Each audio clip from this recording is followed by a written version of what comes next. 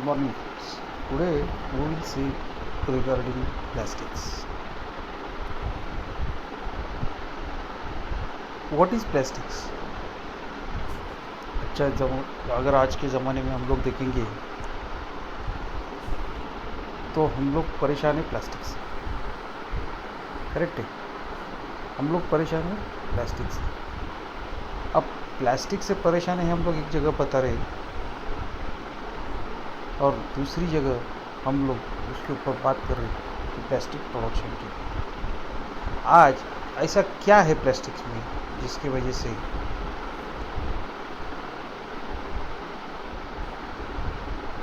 जिसकी वजह से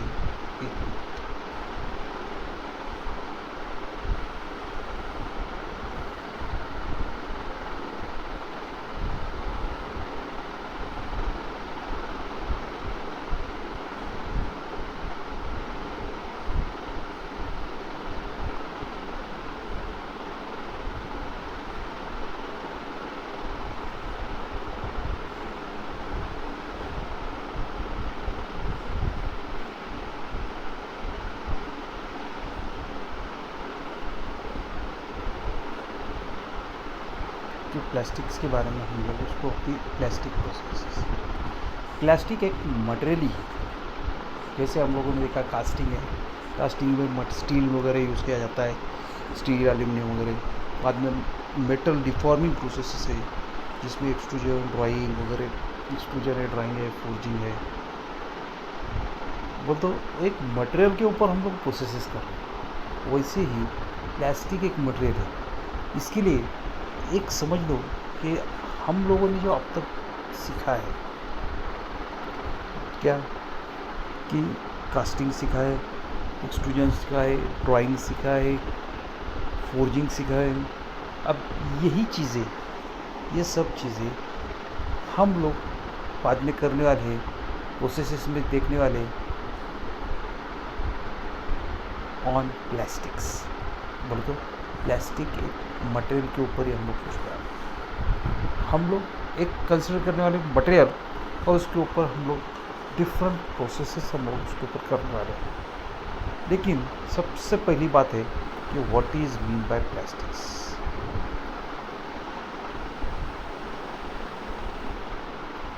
plastic material is any of a wide range of synthetic or semi-synthetic organic solids that are molded.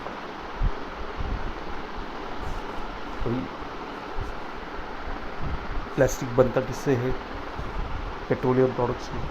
और उसकी वजह से ही ये पेट्रोलियम प्रोडक्ट आने के बाद सिंथेटिक और सेमी सिंथेटिक ऑर्गेनिक सॉलिड, क्योंकि ऑयल भी अगर देखेंगे, ऑयल के बारे में भी अगर हम लोग सोचेंगे, उसमें भी सिंथेटिक ऑयल होता है, सेमी सिंथेटिक ऑयल होता है। तो सिंथेटिक इज ए, और plastic is a by product of petroleum products. It is a by product of petroleum products. So it is going to be semi synthetic और synthetic solid which can be moulded, तो जिसके ऊपर हम लोग process कर सकते हैं। Plastics are typically organic polymers or high molecular mass, but they often contains other substances. तो it is a byproduct of petroleum, लेकिन इसके लिए सिंथेटिक है, ज़्यादा करके सिंथेटिक ही होता है, सेमी सिंथेटिक यूज़ किया नहीं जाता है। मैक्सिमम जो होता है वो सिंथेटिक ही होता है, और which can be derived from petrochemicals in a very easy manner.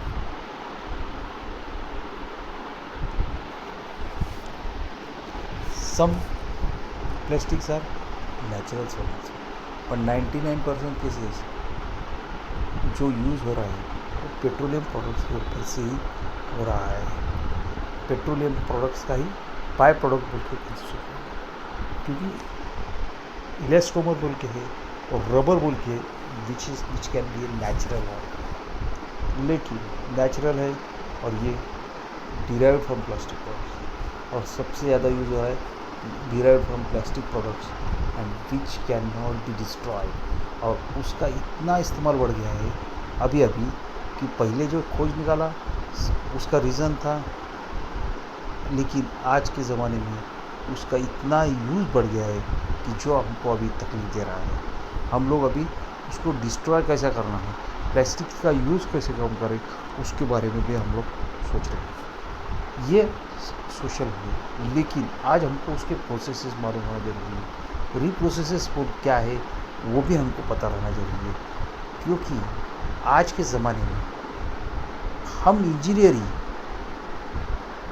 Plastic को डिस्ट्रॉय कर सकते हैं। डिस्ट्रॉय मीन्स डिस्ट्रॉय करते टाइम भी हमको एनवायरनमेंट का पूरा ख्याल रखना है, इकोनॉमी का पूरा ख्याल करना है। ये सब चीज़ें एक इंजीनियर कर सकता है।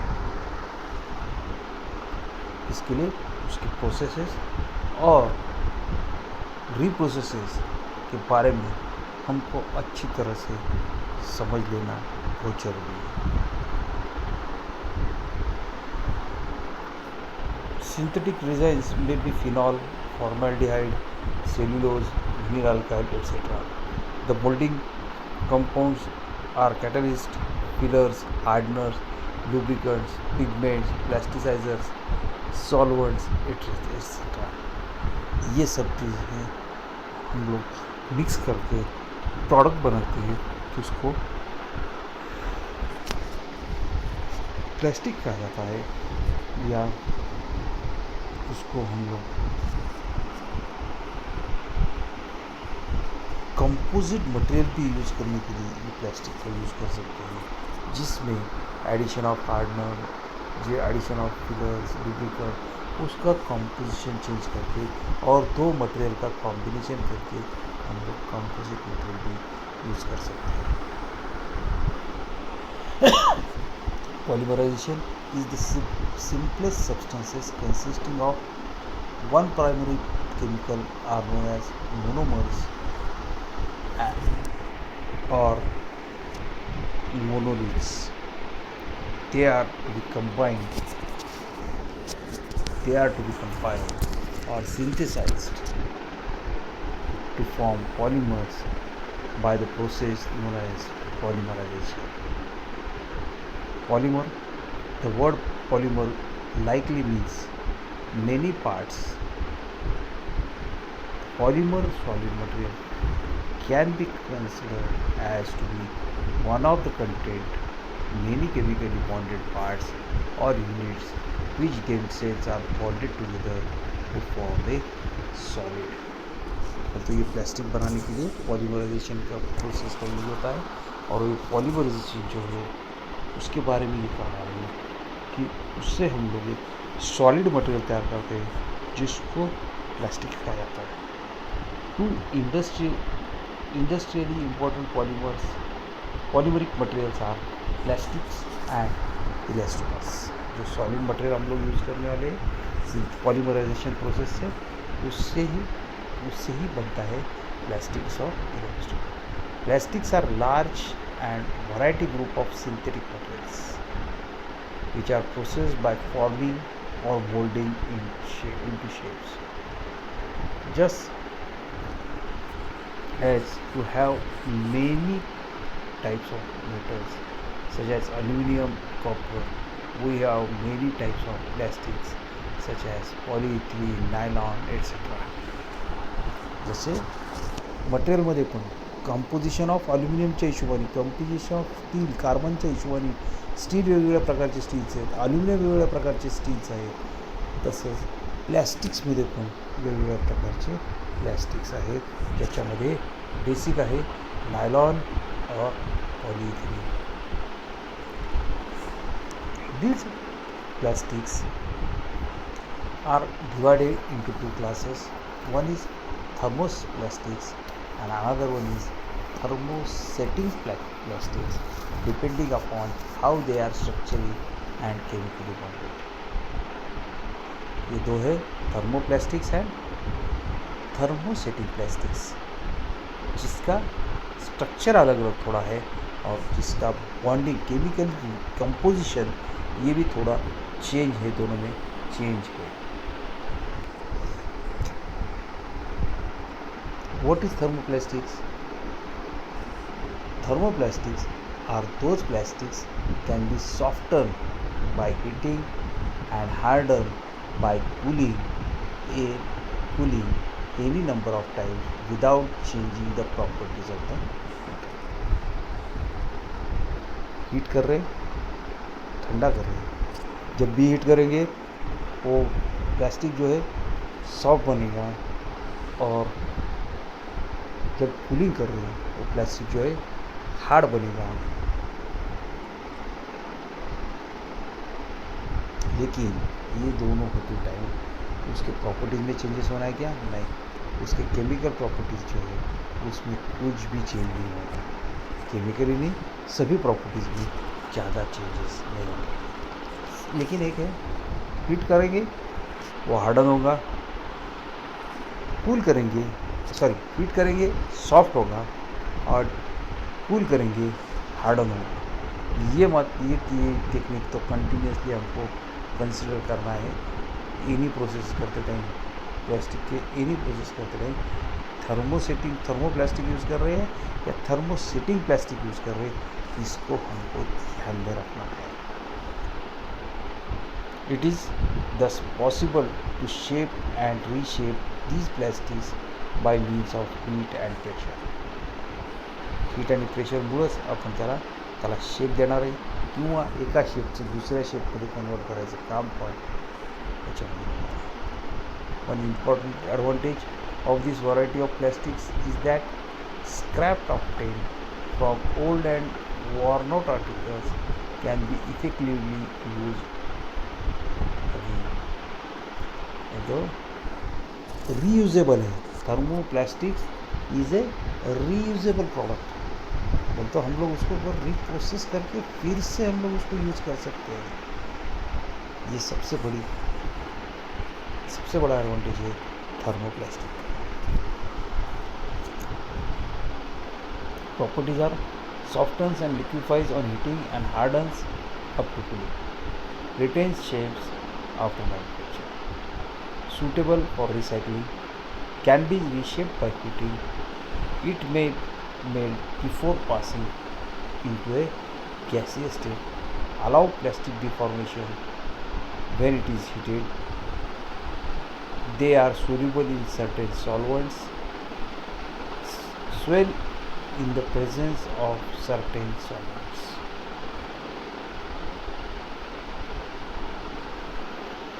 स्वेल म्हणजे विरघळणार नाही. सोल्युबल म्हणजे विरघळणं किंवा मिक्सिंग होणं. Swell.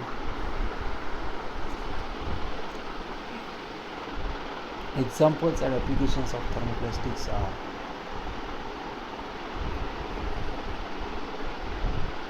high pressure polyethylene is applied to rigid material covered like electrical machines and tubes. Low pressure polyethylene elastic material used for insulation of electric cables. Polyurethane applied for electrical insulations, handles of tools. Polyamide used for making ropes and belts. PVC and polyvinyl chloride. PVC or polyvinyl chloride for the manufacture of insulation materials, pipes and containers, etc. Basic examples of thermoplastics adhesives are acrylates, cyanoacrylates, epoxy cured by ultraviolet radiation, acrylate cured by ultraviolet radiation.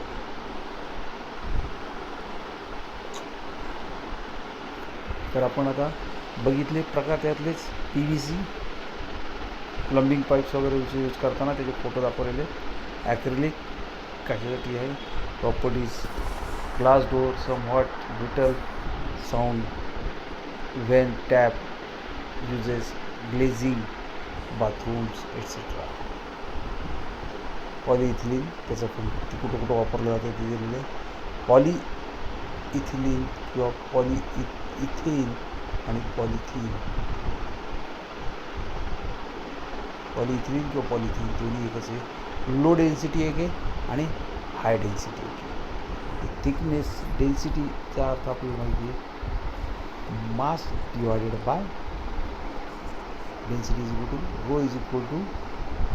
तसंच same condition इथं आहे, mass divided by area. Low density properties flexible, feels like paraffin wax, uses are bottles, buckets, sheeting water bag tanks, etc. are the uses. Polyethylene high densities, properties are stiff and hard, coarser than polyethylene at low density. Polyethylene त्यामुळे ते आहे ते बनवलं जातं. Large storage bottles आणि water tanks बनवलं जातं, त्याचा उपयोग हा जास्त केला जातो. Polypropylene properties are smooth, rigid, lightness of plastics, it floats in water, uses with sinters, sink straps, washing machine pits. Uses are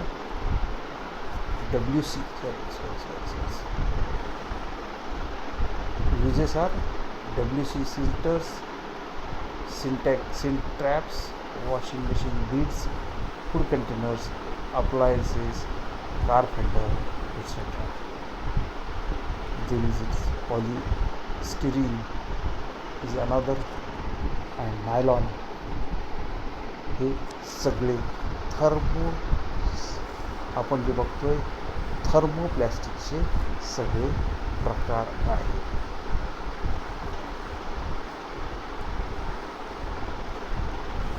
Thermosetting plastics are, these plastics are either originally soft or liquid, or they soften once heating, they harder permanently. एकदा का hard केलं की ते permanent हार्डच राहणार. When they are heated in the temperature up to 127 degrees centigrade to 177 degrees centigrade, they set permanently, and further application of heat does not alter their form of softening. But at temperature about 300 degrees centigrade, the charring occurs, and thermosetting plastics are durable, strong and hard. These are available in a variety of beautiful colors. These are mainly used in engineering applications of plastics. Properties generally ज्या आहेत त्या permanently hard on heating above certain temperature, undergoes chemical changes during manufacture, cannot be melted and reshaped. Examples and uses are, त्याचे एक्झाम्पलचे thermosetting प्लास्टिकचे is polyester, fiberglass systems, polyester fiberglass systems, sheet molding compounds and bulk molding compounds are manufactured with this. Polyurethanes, insulating foams, mattress, coating, adhesives, car parts are generally used with the help of polyurethanes.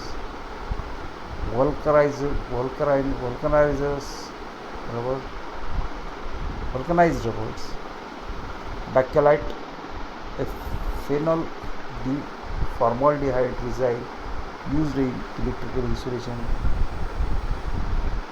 and plastic gear, urea formaldehyde foam used in plywood, particle boards and medium density fiber, melamine resin used on workshop surfaces, Epoxy design used as the matrix compound in many fiber reinforced plastics such as glass reinforced plastics or graphite reinforced plastics.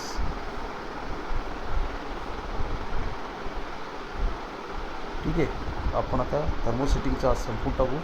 मग जे आहे आज thermosetting प्लॅस्टिकचे त्यांनी प्रकार दिलेले आहेत, कुठले वेगवेगळे प्रकार आहेत, त्यांच्या प्रॉपर्टीज काय आहेत आणि त्यांचा उपयोग कुठं आहे त्याच्यामध्ये दिलेला आहे. वेगवेगळे आहेत urea formaldehyde, epoxide, phenolics and melamine formaldehyde, Formica, epoxies, polyesters. हे झालं एक क्लासिफिकेशन प्लॅस्टिक्सचं. पुढचं क्लासिफिकेशन जे आहे according to structure of atoms हे आपण नंतर पुढच्या चॅप्टरमध्ये बघू किंवा उद्याच्या लेक्चरमध्ये बघू. ठीक आहे, ओके, थँक्यू.